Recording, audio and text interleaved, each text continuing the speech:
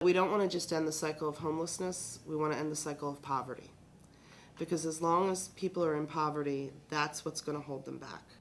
Holy Redeemer Health System created Project Rainbow in 1987 to help women and their dependent children rebuild their lives and provide them with the tools that allow them to live independently.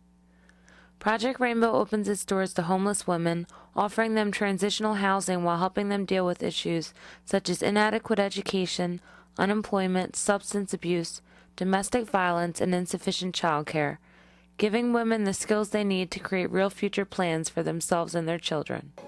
Since 1989 is when this facility opened, and it's been up and running ever since. I'm a family advocate here at Project Rainbow. My job is to link, monitor, and coordinate services for women who have mental health issues, who have barriers with education, employment, and housing.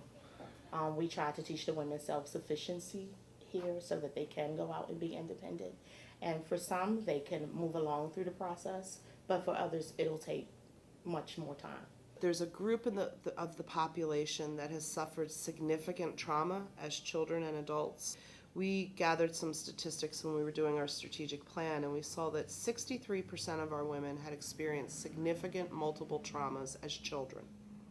Whether that was foster care, homelessness, the death of a parent, physical abuse. And then when we looked at them once they turned 18, it jumped up to 72%. And it wasn't just one trauma. A lot of times it was multiple traumas that were never addressed, never dealt with.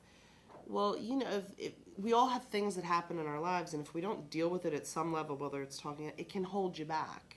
And it can just kind of keep coming up, and it can kind of paralyze you in some ways from moving forward. I had a young woman who had mental health issues as well. When I first got the case, things didn't look very promising.